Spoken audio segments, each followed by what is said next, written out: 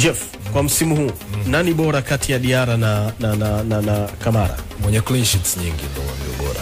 Ambaye ni Kamara. Sababu mwisho wa siku atupimi performance kwa perception. Yeah. Sawa.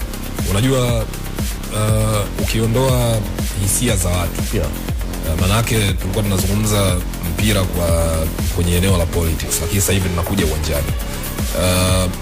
Ziko njia kuu 2 au 3 za kutazama za kuitazama mechi ambayo inakuja. Ndio. Tutaangalia head to head record kwa maana ya recent matches ambazo mara nyingi tutaangalia mechi 5 mpaka 10.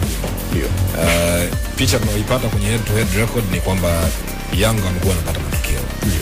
Lakini head to head record haiwezi kusupersede kile tunachokiona kwenye msimamo, kwa sababu tunasema kwenye football kuna msemo tunasema the table doesn't lie, kwa sababu msimamo wa mechi ndio kipimo cha yale ambayo yametokea wakati kwenye msimu huu, ukiondoa tu wakati nyinyi mlipocheza mechi yenu.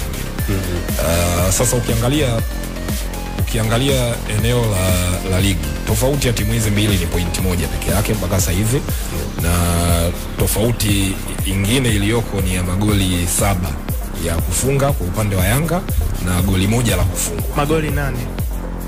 71 yes, kwa magoli 8. Okay. It's the same thing. Sasa ukiangalia hii ni tofauti ambayo inaweza kufikiwa kwa mechi mbili. Yaani kwa mfano hizi mechi mbili ambazo Yanga anazo zimebaki, anaweza akashinda 1-1 na Simba mechi zake mbili anaweza akashinda 1 kwa magoli 3, nyingine akashinda kwa magoli 5. And just like that rekodi ya magoli ikawa imefikiwa. Okay. So katika hali ya kawaida unapozungumzia quality ya uwanjani, kipimo sahihi cha quality ya uwanjani ni msimamo wa mahali ulipo. Kwa sababu kama tukianza kuangalia head to head, msimu huu Simba na Yanga zimekutana mara mbili, kwenye mechi ya ngao na kwenye mechi ya dabi ya kwanza ile. Yanga alishinda, lakini sio kwa total dominance.